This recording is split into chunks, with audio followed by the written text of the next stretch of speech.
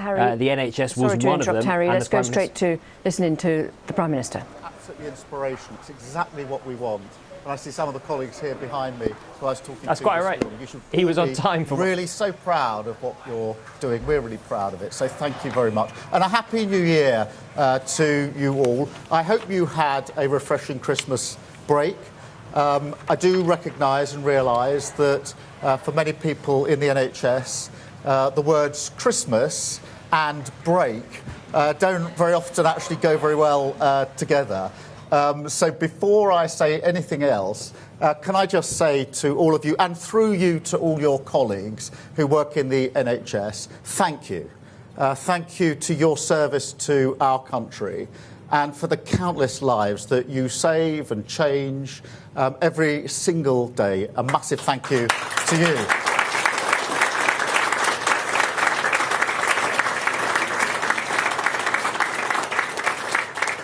Now, this year, of course, is the 80th anniversary of VE and VJ Day.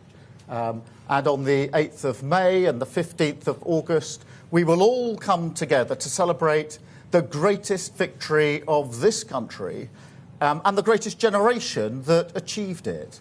And that will be a wonderful moment. And we intend to do them proud. But what that generation knew, what they realised and understood, is that the strength and prosperity of a nation rests on the security of working people, and that the fundamental job of government is to deliver that security so working people can realise their aspirations and drive a country forward. And so for this government, that is what this year is about, what next year is about, what every waking moment is about. A goal of our plan for change, and this year we will deliver it. And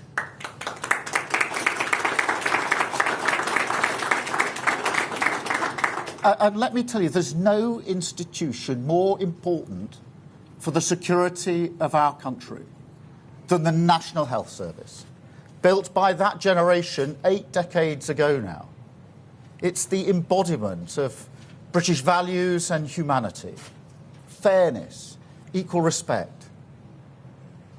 But look at it now, and I'm looking at the staff here, because the feeling of record dissatisfaction that we now see, millions of people waiting on waiting lists, their lives on hold, the potential, if you like, of the country blocked. So 2025 is about rebuilding Britain, and rebuilding our NHS is the cornerstone of that. And that's why I wanted to come here to make this speech this morning. We will, of course, protect the principles we all cherish and that you all work to every day. Care free at the point of use, treatment according to need. Key principles. But to catapult the service into the future, we need an NHS that is reformed from top to bottom. Millions of extra appointments, signed, sealed and delivered with the plan that we are launching here today. National renewal in action. You know, people have long said we couldn't do this. I'm sure they said that to you as well. This sort of wallowing in a fatalism about the potential of this country, the change that we can deliver for working people. Well, this plan that we're launching today is a comprehensive rebuttal of that mindset. An NHS that treats patients more quickly, that is closer to their lives, gives them the level of convenience that they take for granted in nearly every other service they use every day. Just think about it, every day, with just a few swipes of their phone, millions of people buy food or clothes for themselves and their family. They book holidays. They even find love. And there is no reason, no good reason, why a public, free at the point of use, NHS, can't deliver that kind of convenience. In fact, it must. And we talked about some of these this morning. We need an NHS hungry for innovation, as you are at this centre. That is the only way to face up to the challenges of the future. The wonder of us living longer and longer. And with that hunger, together we can save countless lives, improve care from where it is now to beyond belief. And do not doubt that this can be done. A system like ours, with vast amounts of patient data, with scale, with the extraordinary resilience of our NHS staff, we are well placed for the AI revolution in healthcare. And trust me, that is coming. Britain is a world leader. So we can do this. But first, we must confront the reality of what is needed. Because the NHS can't become the sort of national money pit. Productivity can't bump along 11% lower than it was before the pandemic. Working people can't be expected to subsidise the current levels of care with ever-rising taxes. That is the price of ducking reform. And I won't stand for it. I believe in public service. I believe in the NHS. I'll fight for it day and night. But I'll never stand for that.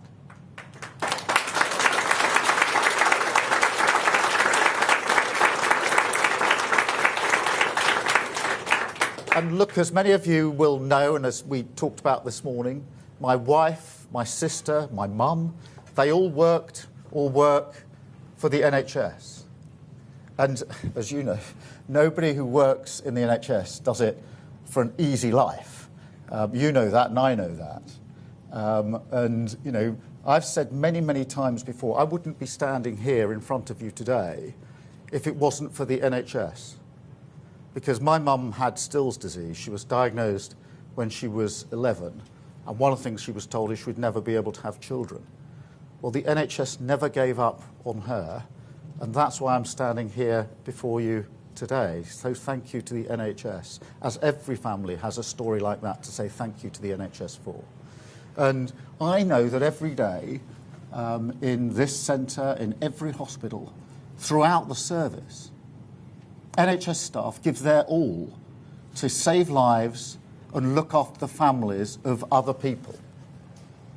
And then just get up the next day and do it all over again, every single day. So when I think about what they've been through, what you've been through over the last 14 years, it makes me angry. I'm angry that you're working harder and harder, yet the system just isn't delivering the results that we need for patients or for staff. And that is the cut and dry argument for reform. And it's not just about money. At the budget last year, we invested over £25 billion in the National Health Service. That's a record amount, and rightly so. And we put in over £1.8 billion since July on cutting waiting times alone. And that's investment that will deliver 40,000 extra appointments every single week, picking up on some of the techniques that you are using here. Now, that is an outcome that is wanted by everybody. It's wished for by everybody. But it's only possible because of the difficult choices that we confronted. But let me be crystal clear. That money will be used not as it's been in the past, as just sort of papering over the cracks. That's the definition of the sticking plaster politics that we were elected to change. No, this is the year we roll up our sleeves and reform the NHS. A new era of convenience in care, faster treatment at your fingertips, patients in control, and NHS fit for the future.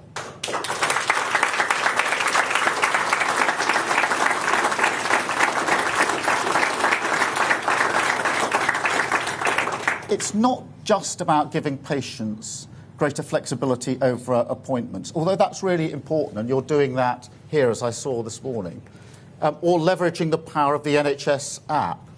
And we're going to do that. But there's a bigger principle here. It's about unlocking the huge untapped potential if we organise services around patient control. And you can see this really clearly in Martha's rule, which was really important. It's about a shift in the balance of power away from the sort of passive deference to doctors and towards patients being able to get that second opinion. and play a greater role in deciding their care and their treatment. And the early results of Martha's Rule are in. Lives of some of the sickest patients in our care transformed, extended and saved. And so it's a rule that's now being recognised as potentially groundbreaking in its innovation. So look, across the NHS, we will put patients in control of their care. And to meet that demand, we will also move care closer to their lives, shift treatment away from hospitals and centres and deliver more care at their GPs, in their community and in their homes. And you gave me some brilliant examples of what a difference that makes, shifting care towards people's communities and their homes this morning when we're walking through what you do right here. Because as you know, that will make a massive difference to waiting times. If we can get more GPs consulting immediately with specialists, diagnosing even more quickly, then we'll avoid an extra 800,000 unnecessary referrals and appointments every single year. Another game changer, community diagnostic centres. We will open them, more of them, and it'll be 7 days a week, 12 hours a day.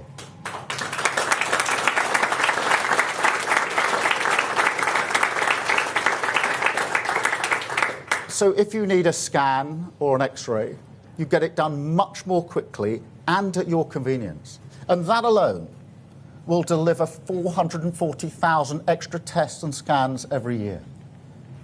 We'll also let patients with long-term conditions monitor themselves at home, give them the technology to do that, and that will cut another 500,000 unnecessary appointments. We'll also reform funding incentives, focus our investment on what will actually cut waiting times. Far too much money is wasted on inefficient care. That has to stop because we can't afford it. Artificial intelligence will help us here as well. I've seen it in actions at a hospital I was at the tail end of last year.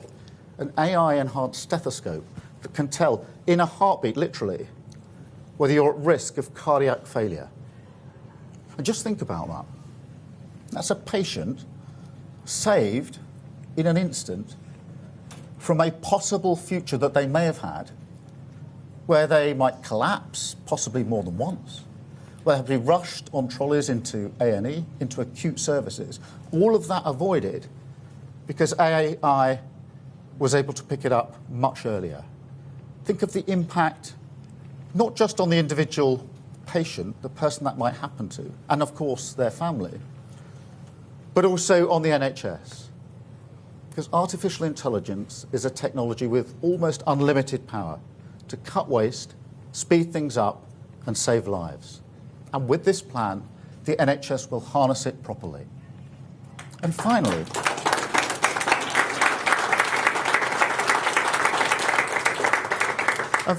to cut waiting times as dramatically as possible, our approach must be totally unburdened by dogma. Working people will expect nothing less. So today, I welcome a new agreement that will expand the relationship between the NHS and the private healthcare sector, make the spaces, the facilities and resources of private hospitals more readily available to the NHS. That's more beds, more operations, more care, available to the NHS, treating patients free at the point of use, targeted at where we need them most. A partnership in the national interest, cutting waiting times, working for you, delivering our plan for change.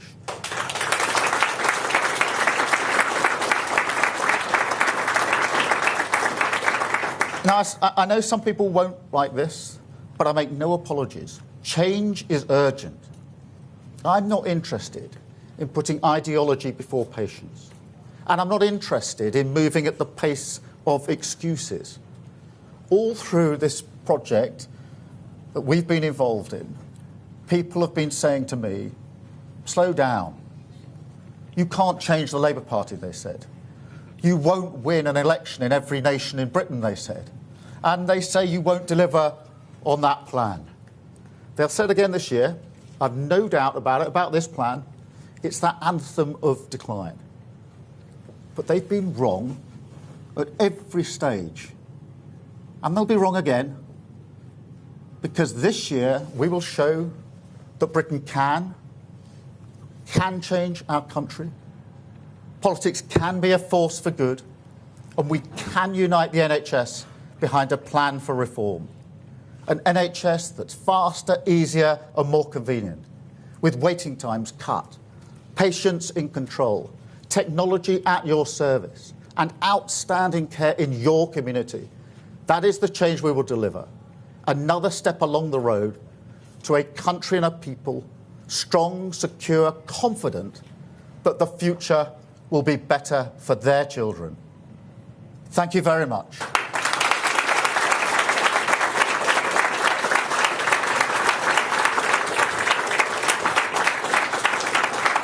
Do you have a pen? Now, I am going to spend some time talking to all of you. That's what I'm going to do almost next. But before I do that, I'm just going to take some questions from the media. So if you'll forgive me, we'll deal with that, and then we'll spend more time talking through the brilliant work that you're doing here. But let me turn then to the media, if I may. I've got Hugh Pym, I think, from the BBC. Hugh. Thank you very much, Prime Minister. In opposition, Labour said it would hit more than one NHS target over the course of a parliament. Now you are focusing on one planned treatment. Where does that leave A&E? Is it being downplayed? And a second part to my question, if I may, do you have any reaction, Prime Minister, to a post by Elon Musk this morning suggesting that America should liberate Britain from a tyrannical government? Let me deal with the health crunch, because it's really important. Look, we have got to get these waiting lists down. And we made a manifesto commitment to do so. And the important thing about the plan we've launched today is that it's the end of the 7.5 million on lists, on open pathways on the list. But it's also a plan that's been agreed by the NHS. So this is not talking about what we will do or what we can do. It's been talked through, agreed and signed off by the NHS. So this is an action plan for that. What I don't accept, that because we're doing that, then we can't do the other things we need to do on other standards. And I will never accept that prioritising waiting lists must come at the expense of the other things that the NHS must do, whether it's A&E, whether it's cancer and heart cases as well. So, you know, we can walk and chew gum here, and we're going to do that. The fact that we've got a plan in action today does not mean we're not going to do the other things. We will, of course, be publishing our 10-year plan for the NHS in due course. But thank you very much in relation to that. I don't really have any comments on the particular comment that was made this morning by Musk. Thank you. Can I come to you, Beth, please? Thank you, Prime Minister. You just spoke, it's Beth Rigby, Sky News. You just spoke about private care going into the NHS. Some people watching might be worried about backdoor privatisation of the NHS. You talked about it being a partnership. Is this then a project that you will continue until you have cleared the backlog, or is this perhaps a permanent innovation? And on Elon Musk, I do need to ask you this. He called your safeguarding minister, Jess Phillips, an evil witch, a rape genocide apologist who should be put in jail. Does that sort of abuse of a minister make you feel angry? And what is your response to that? Thank you. Thank you, Beth. Let me address both of those. Firstly, look, an element of private sector support for the NHS has been there for a very, very long time. This is not new. And clearly we need to make best use of it. The agreement that we've signed today is to make sure we can do it better, so that it's not just the sort of cherry picking of cases. It's a more comprehensive use, which will allow us to get the waiting lists down. Of course, the priority today is waiting lists, but I'm not ideological about this. Where there's capacity that can be used that will help us deliver in the NHS, then we will continue with that partnership. On the question of Elon Musk, look, I think most people are more interested in what's going to happen to the NHS, frankly, than what's happening on Twitter. But you asked me a really important question that's been in the news for the last few days. I am going to, with permission, just answer it quite fully, because it is a really important set of issues. And let me start with this. Child sexual exploitation is utterly sickening. utterly sickening. And for many, many years, too many victims have been completely let down by perverse ideas about community relations, or by the idea that institutions must be protected above all else. And they've not been listened to, and they've not been heard. And when I was chief prosecutor for 5 years, I tackled that head on, because I could see what was happening. And that's why I reopened cases that had been closed and supposedly finished. I brought the first major prosecution of an Asian grooming gang. In the particular case, it was in Rochdale, but it was the first of its kind. There were many that then followed that format. I changed the whole prosecution approach because I wanted to challenge, and did challenge, the myths and stereotypes that were stopping those victims being heard. So we changed the entire approach, not without criticism at the time, I might add. And when I left office, we had the highest number of child sexual abuse cases being prosecuted on record. Now, that record is not secret. As a public servant, it's there for all of you or everybody to see. I also called for mandatory reporting of child sexual abuse. I called for that a decade ago. The Tories did nothing about that for those 10 long years, including when the J report came out nearly 3 years ago now. Central plank, mandatory reporting, still hasn't been done. We're going to do it. But let's just to bring it in closer, and I will answer you on Jess Phillips in particular, because those that are spreading lies and misinformation as far and as wide as possible, they're not interested in victims. They're interested in themselves. Those who are cheerleading Tommy Robinson, not interested in justice. They're supporting a man who went to prison for nearly collapsing a grooming case, a gang grooming case. These are people who are trying to get some kind of vicarious thrill from street violence that people like Tommy Robinson promote.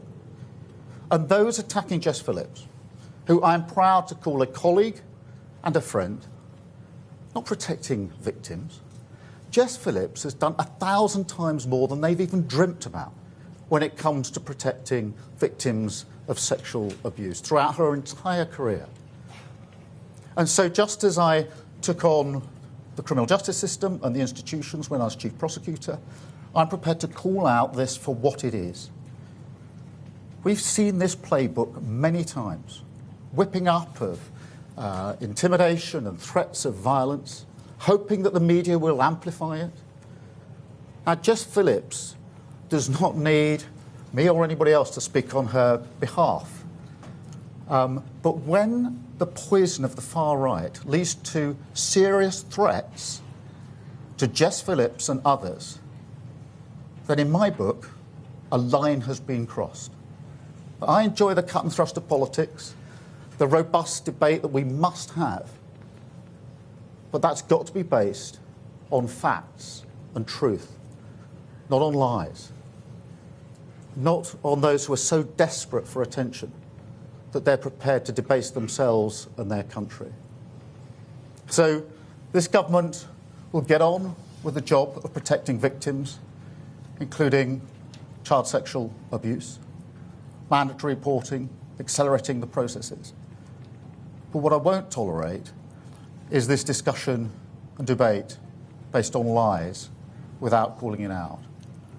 What I won't tolerate is politicians jumping on the bandwagon simply to get attention when those politicians sat in government for 14 long years, tweeting, talking, but not doing anything about it. Now so desperate for attention that they're amplifying what the far right is saying. So that's what I say about Jess Phillips. Thank you. Robert, I've got next, from ITV. Prime Minister, I've been speaking to NHS leaders over the weekend, and they are worried they don't have the capacity, the people, to deliver on your ambitious targets to reduce waiting lists. Will this new agreement with the private sector provide enough capacity, or will they have to recruit more people, and in the short term, will those people come from abroad? And forgive me for going back on Musk's attacks. You've described what he has been alleging as lies against Jess Phillips. This morning, he said you should be in prison. You're a lawyer. That sounds libelous. Will you take legal action against him? On the question of staffing and resources, of course, there's always a challenge on staffing and resources, and that's why it's important that we've got the workplace plan coming on board for more resources and more staff, why we put the resource in at the budget. But let me be clear, the agreement with the private sector we signed this morning is not in some kind of substitution or as an alternative to the mainstream work with the NHS, of course. But through reform and efficiencies, we can make a material difference. It is worth, if you have time, I mean this in the proper sense, to talk to some of the staff here, because they've talked me through this morning some of the innovations that they've gone through that are cutting time the whole time. They're getting through many, many appointments here, the way they're processing the cases. This has all come from them. We asked them how these innovations come about, and they said it's our thinking about how we can improve the process. They're constantly doing that. So I don't sort of accept the basic argument that's put to me that you can only work at the pace we're working now, you'll never get more out of the staff and resources we've got. Actually, the staff here and in many, many other places across the country are very willing to look at ways of improving and changing the way they do things. And, of course, technology comes on top of that. Look, in relation to... I mean, I've said quite a lot about the various lies and misinformation that are put out there. My record is... It's open. I mean, there was nothing secret about being Director of Public Prosecutions. Every single case I prosecuted went to court and was looked at by a judge. I had an independent inspectorate, had access to every single file of every case any time he or she wanted, and I was overseen by the Attorney General, which for 3 of the 5 years was a Tory Attorney General. So that record, I mean, and so in a sense, rather than me trying to say any more about what I did when I was in office, you can access this material, you know where it is, you know what the facts are. But it is an important point that's more... The reason I've emphasised this today is because it's more... This isn't about whether I defend myself or my record, frankly. That record is there. You can see it. You can make your own mind up. It is something about the nature of our politics. Because once we lose the anchor that truth matters, in the robust debate we must have, then we're on a very slippery slope. And when politicians, and I mean politicians, who sat in government for many years, are casual about honesty, decency, truth, and the rule of law, calling for inquiries because they want to jump on a bandwagon of the far right, then that affects politics, because a robust debate can only be based on the true facts. And that's why this is actually an important point about our politics, not about what anybody may or may not say on Twitter. That actually isn't the main issue. The main issue is what are politicians here doing to stand up for the things that matter to our democracy and the way that we have robust debate. That's why I want to call this out, because I think it really matters. And it matters not just to me, not just to the Labour Party, but it ought to matter, and it used to matter, to all political parties. And it's a sign of where the Tory party have got to, that we're even having this debate. Thank you very much, Robert. Can I go to... I've got Chris Hope. Chris Hope, GB News. I'm afraid I must ask also about the grooming gang scandal. Critics will say it's not a far-right bandwagon issue, Prime Minister. The ICSA report looked at just 6 towns where grooming gangs were operating. Rochdale got 1 mention in 400 pages. We have found at GB News court report showing gangs operating in 50 towns across the country. Are you certain, as Prime Minister, it's not going on today? Why don't you order a national public inquiry to join the dots between 50 towns, not 6, barely mentioned in the J report? Are you afraid it might expose failings as your role as a DPP? And that's why Elon Musk says, were you complicit in the rape of Britain? You have not... to go after the far right on this does not go to the heart of the problem. No. Well, Chris, look, on my record, I think you were actually covering crime when I was DPP. You were quizzing me at the time for the Telegraph as the crime correspondent, I think for the entire 5 years, if I'm right, and quite rightly too. I'm not complaining in the slightest. But you looked at my record for 5 years with me as I was doing the job, facing your questions. You've got access to all of the material, so in a sense you can look at it. I've set out what I did. I actually changed the system because I could see some of the things that were going wrong. I wasn't prepared. Unlike some Tory politicians, I'm not tweeting about it or talking about it. I got on with changing it. In relation to the serious point you do make, because this is the victims here suffered terrible abuse, unthinkable, unspeakable, genuinely sickening abuse, and then they weren't listened to. That has to be taken seriously. We have to do everything we possibly can to make sure that never happens again. That's why I made the changes I did within criminal justice. Among the reasons I came into politics was because I felt that it couldn't all be done within the criminal justice sphere alone. It had to be done more broadly. On the question of this sort of call for an ever-increasing number of reviews, there have been a lot of reviews, including localised reviews, including into Oldham, for example. The Mayor of Manchester did his review, and the J report was intended to look at the different types of exploitation that went on. It was a comprehensive review. What Professor J said was really important there, and because I completely agree, which is this doesn't need more consultation. It doesn't need more research. It just needs action.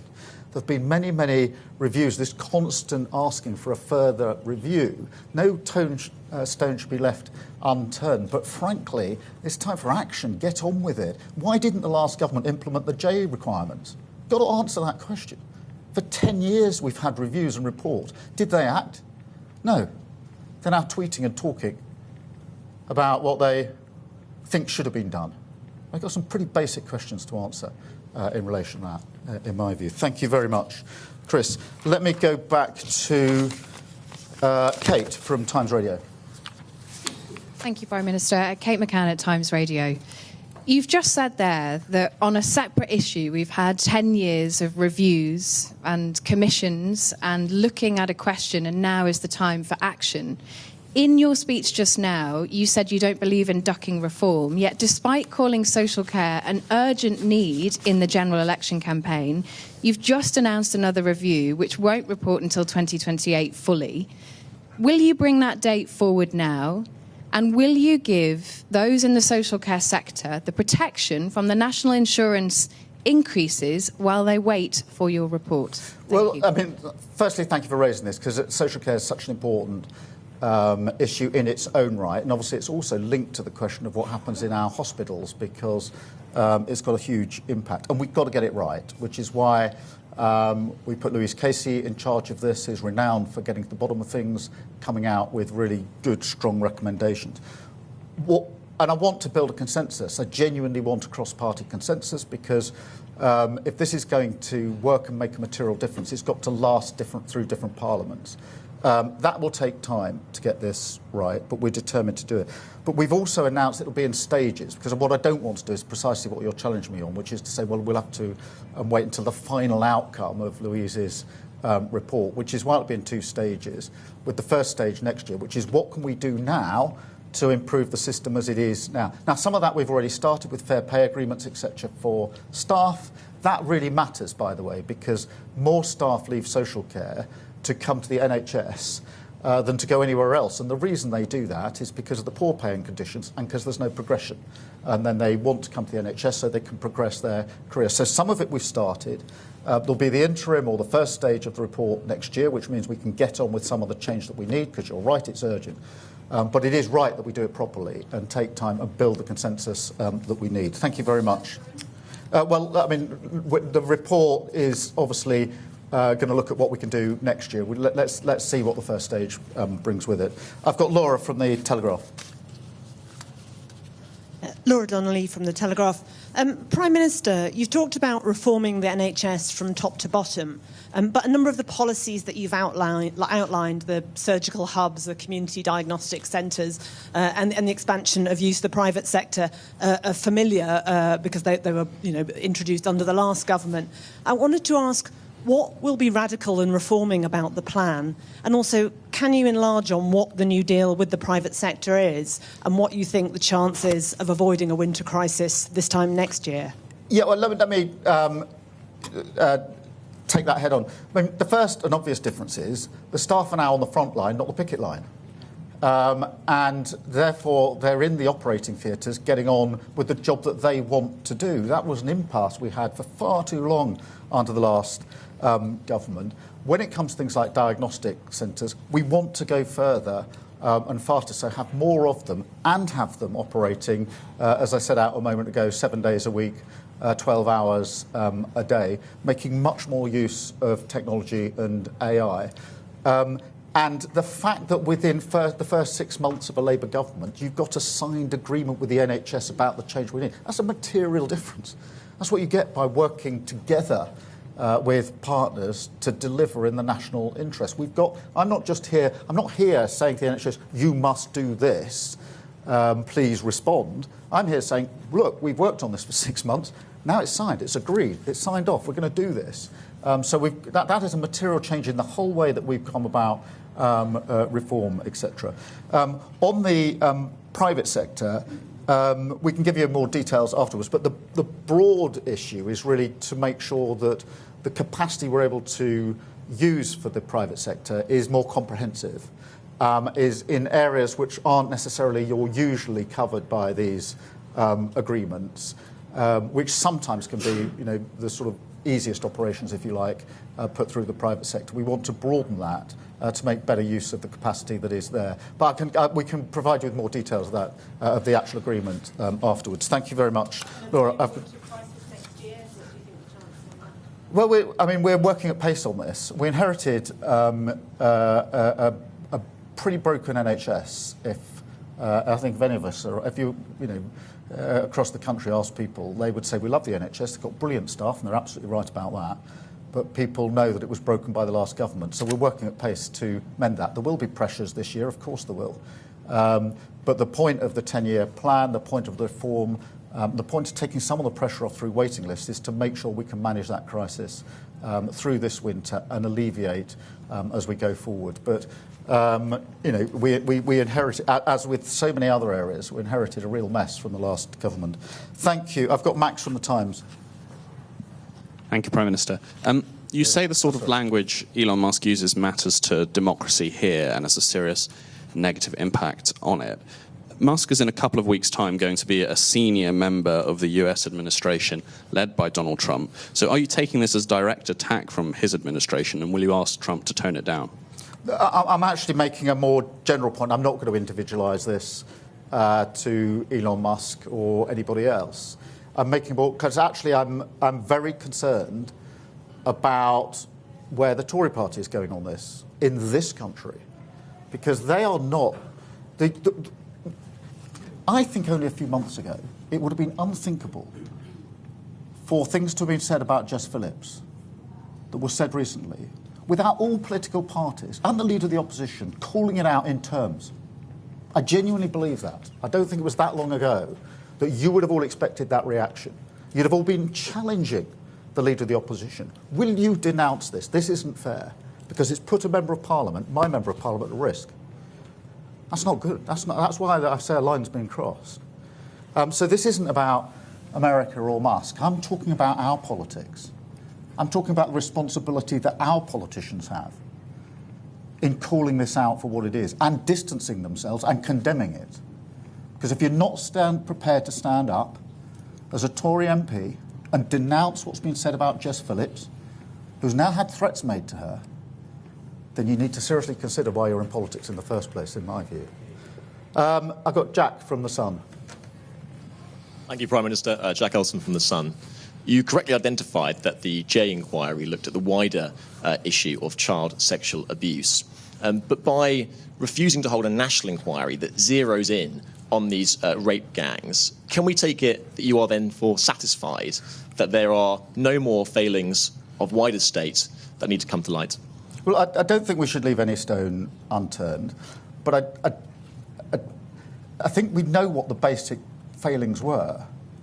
The reason I brought the first prosecution for an Asian grooming gang is precisely because I could see that these warped ideas about community relations were possibly having an impact.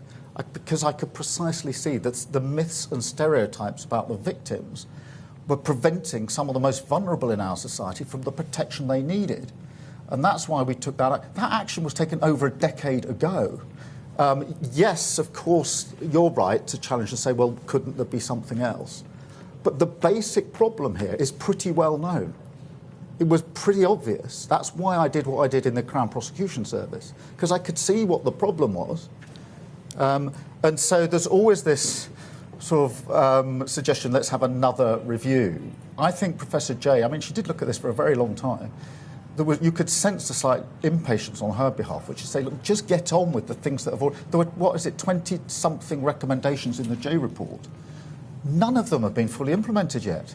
None of them were fully implemented by the last government. So for the Leader of the Opposition now to call for a further inquiry, but she didn't even implement the 20 recommendations of the Jay report, which is about as comprehensive as you could get, then I think that shows that perhaps where just the, trying to get noticed is becoming more important than the issue itself. So I don't duck your challenge, but I do genuinely say, for those that are really concerned of protecting these victims, and I really am, it's time to get on with it. Implement all the recommendations so far, and you'll make a material difference to the lives of very, very many victims. And that's why I think Professor Jay said, let's just get on with what we've got. And I think there's an element of truth in that. I'm not closing my mind. And if you or others put specific allegations or issues to us, then we will faithfully deal with them, absolutely rightly. I'm absolutely not prepared to have this pushed under the carpet. But I'm slightly impatient with people who just say, do another review, when they haven't got on with implementing the very many reviews. There's 7 pretty big reviews. There's then lots of localised reviews. There's no end of reviews. It's time for people to take the action. That's why I did what I did as DPP. That's why I'm going to do what I need to do as Prime Minister. Thank you, Jack. I got Claire from the Daily Mail. And thank you, Sir Keir. You vowed to restore trust and integrity to politics. So do you think it's time that your anti-corruption minister comes clean about her use of homes linked to her aunt's regime? And do you have full confidence in her? Tulip Siddiq has acted entirely properly by referring herself to the independent advisor, as she's now done. And that's why we brought into being the new code. It's to allow ministers to ask the advisor to establish the facts. And yes, I've got confidence in her, and that's the process that will now be happening. Thank you very much. I've got Sophie from the Mirror. Hi, Sophie Huskisson from the Daily Mirror. So you said about NHS staff being on the front line, not the picket line, but some unions have indicated that they could go on strike again this year after your government recommended a 2.8% pay rise for health workers. Are you worried this could put your plans and targets at risk? And a second quick one, if I may. We've heard horror story after horror story of cosmetic surgeries going wrong, not only abroad, but also here at home. Are you concerned about this, and will you commit to looking at the Mirror's campaign demands to take action here in the UK? Look, on the question of pay, the first thing I would gently point out, particularly to the staff here, is we honoured the pay agreement last year, and quite rightly so, and I'm proud that we did that. So where we stand on proper pay for frontline NHS staff is clear from our record. Obviously, we'll have to go through the process for pay review. It's the usual process. But we will work with the unions, we'll work with the staff. The only reason we're able to hold up the agreement we've got today is because we've worked with the NHS on this, on what we can achieve together, and it's that approach that we'll take. On the cosmetic, I think you're running a campaign on this, and it is a really important issue, and I know Wes Streeting, the Health Secretary, is looking at this, because clearly we need to look at what more can be done in some of those cases, so thank you for highlighting that. Thank you all very much, and now I'll do as I promised and get to speak to all the rest of you. Thank you very much. Thank you. You've been listening to Prime Minister Keir Starmer issuing his plans to cut waiting times in the NHS. He promised faster, easier and more convenient access to the NHS, but he also said that would need to come with reform top to bottom of the NHS, and he said it can't become a national money pit. He was also quizzed during those questions from the media there about the criticisms and attacks that have come recently from the tech billionaire Elon Musk online about his handling of historical child rape cases, and on that he pushed back quite hard. He said he'd been the first major prosecutor of an Asian grooming gang, and he also said that those who are spreading lies online are not interested in protecting victims, but they're only interested in promoting themselves. He also widened that. He said attacks from the Tories. He said he won't tolerate politicians jumping on the bandwagon just to get attention. So there, we've been hearing there on those attacks from Elon Musk. He was also talking about the J report that was brought up in the questions there. He said Professor Alexis J report of 2022 was a comprehensive report, and there was the need now to implement her recommendations rather than have another inquiry, as people were asking about. Well, let's speak to our political correspondent Harry Farley, who's standing by for us. So two very big subjects there, the NHS and progress on that, but also these attacks from Elon Musk. Yes, exactly. I thought this was a full-throated defence from the Prime Minister, both of his safeguarding minister, Jess Phillips, and of his own record as the Director of Public Prosecutions, which were both areas that were criticised by Elon Musk over the weekend. Of course, the world's richest man and the owner of the social media platform X. It was interesting, I thought, that the Prime Minister, initially at least, didn't use Elon Musk by name. He didn't refer to him directly. He was talking more generally about those who are spreading lies and misinformation, in his words. And he said he wanted to focus his criticism actually on the main opposition party, on the Conservative Party, not on Elon Musk and America. There's a bit of a tightrope there the Prime Minister is trying to walk, because obviously Elon Musk is set to become a key member of Donald Trump's administration, Donald Trump's government, in 2 weeks' time. And obviously Keir Starmer very conscious of maintaining relationships, maintaining good relationships with the incoming US administration. And so he talked around Elon Musk, I suppose. He said those who are spreading lies and misinformation as far and wide as possible are not interested in victims of sexual abuse. They're interested in themselves. He goes on to say that those who are cheerleading Tommy Robinson are not interested in justice. They're supporting a man who went to prison for nearly collapsing a grooming case. And there were a number of other defences, particularly of Jess Phillips. He said that the remarks about her had crossed a line. In his words, he said that she had received threats as a result of the comments made about her over the weekend, and that had crossed a line, and particularly criticised the Conservative Party over that. He said that they had failed to call out the remarks as going too far. So a really full-throated defence of his record and a rebuttal of some of the criticisms that have been levelled both at him personally and at his party and at his ministers over the last few days, particularly from Elon Musk. Yeah, I mean, it's interesting what you were saying about him not directly referring to Elon Musk, and he even said at one point, I'm not individualising this to Elon Musk, I'm making a broader point. But the problem is that these attacks are coming thick and fast, aren't they, from Elon Musk, and it's, I suppose, quite difficult for the government to ignore this at the moment, particularly, as you say, now that Elon Musk is about to be in an extremely powerful position in the US. Yeah, I mean, arguably he is already in a very powerful position as the world's richest man and the owner of the social media site X. But yes, his influence is only about to increase. As you say, it is very difficult for the government to ignore it, not least when Musk's comments dominating the headlines and he's making these very inflammatory attacks on the British government. I mean, he said that I won't tolerate politicians jumping on the bandwagon just to get attention. And so his focus really of his remarks was on politicians here, particularly on the Conservative Party, who, as I said, he accused of jumping on the bandwagon. And he said that those politicians had sat in government for 14 long years without doing anything, and focused his criticism on that, on what he saw as the failure to implement the recommendations of the National Inquiry into child sexual abuse that published its final report in 2022. The criticism from the Conservatives that we heard over the weekend and from others is that that report was very broad, it was very general, it focused on child sexual abuse more generally, and what they are calling for now is a report specifically on grooming gangs and linking the different towns and the different examples that we have seen of grooming gangs, often by men of Asian heritage, against young, vulnerable girls, and that's what the calls, I suppose, are from the Conservative Party and others, Nigel Farage included.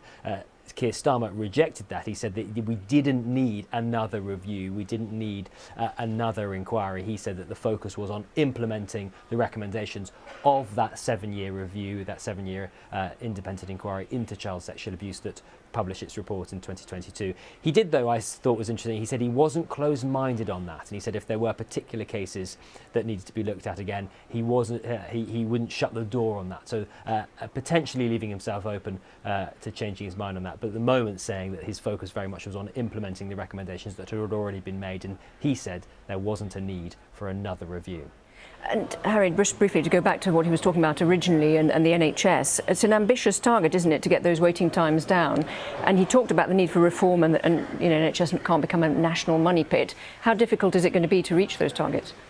Well, I think that will be very difficult, and you heard again another robust defence of that. Politically, the key thing here is that the Prime Minister made those waiting lists, so those waiting times, a milestone, one of his 6 main milestones that he announced before Christmas, a way that the public can look at his record at the time of the next general election in 4 or 5 years' time and said, has this been a success or a failure? So he's really highlighted this as an area that the public can can judge him by, can hold him to account by, and I think that will be a very significant factor when it comes to the election in 4 or 5 years' time.